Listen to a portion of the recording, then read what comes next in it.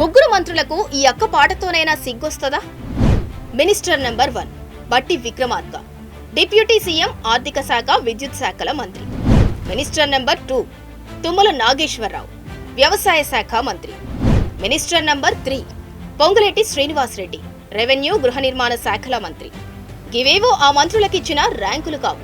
Revanth bulldozer రాజులో చేతకాని పప్పు Suddala list. ఆహా, కాదు కాదు, సొంత జిల్లాలో పేదల ఇళ్లు కూల్చేస్తున్న, కళ్లప్పగించి చూస్తున్న దిష్టి బొమ్మల పేర్లు. వీళ్లు ఖమ్మం జిల్లా నుంచి రాష్ట్ర కేబినెట్ లో మంత్రులుగా ఉన్నారని గుర్తు చేసి మేలుకొలిపేందుకు టీ న్యూస్ డిజిటల్ చేస్తున్న చిన్న ప్రయత్నమే ఈ వీడియో.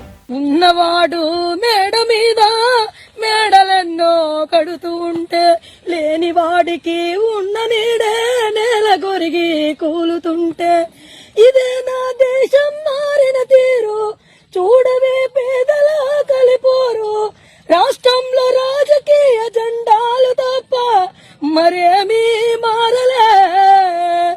రాష్ట్రంలో ఏ ఉమ్మడి జిల్లాకు దక్కని అదృష్టం. ఒక్క ఖమ్మం జిల్లాకే 3 మంత్రులు. ఆహా, ఇక తిరుగులేదు, మా జిల్లా అభివృద్ధి బుల్లెట్ స్పీడ్ తో దూసుకుపోతుందని ఖమ్మం జిల్లా వాసులు కలలుగన్నారు. కానీ రియాలిటీలో అంతా తలకిందులైపోయింది. దాదాపు 2.5 ఏళ్ల కాంగ్రెస్ పాలనలో ఖమ్మం జిల్లాకు ఒరిగిందేమీ లేదు. ఆఖరికి మంత్రుల సొంత నియోజకవర్గాల్లోనూ ఇసుకదందా, భూదందా, కమిషన్ల కక్కుర్తి మాత్రమే మిగిలింది. గృహ నిర్మాణ శాఖ మంత్రి ఉన్న జిల్లాలో గృహ విధ్వంసం జరిగింది. ఖమ్మంలోని భూదాన్ ట్రస్ట్ ఇచ్చిన భూముల్లో పేద మధ్యతరగతి జీవులు కట్టుకున్న ఇళ్లను నిర్దాక్షిణ్యంగా కూల్చివేసింది కాంగ్రెస్ సర్కార్.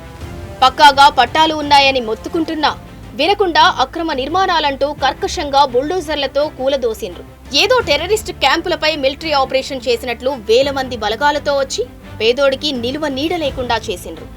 చివరగా ఒక్కసారి నా ఇంటిని చూసుకుంటానని అడిగిన ఆడబిడ్డపైన జాలి కరుణ లేకుండా ఈడ్చి పారేసిండ్రు.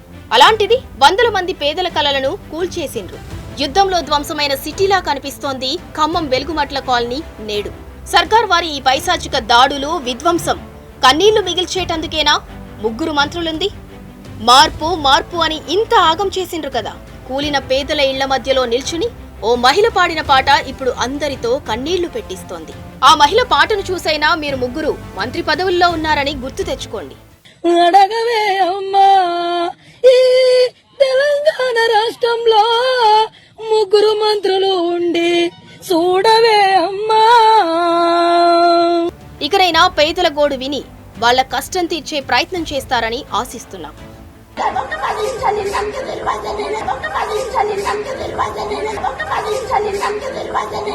ఆమె పాట మీ గుండెలను మెలిపెట్టేస్తోందా?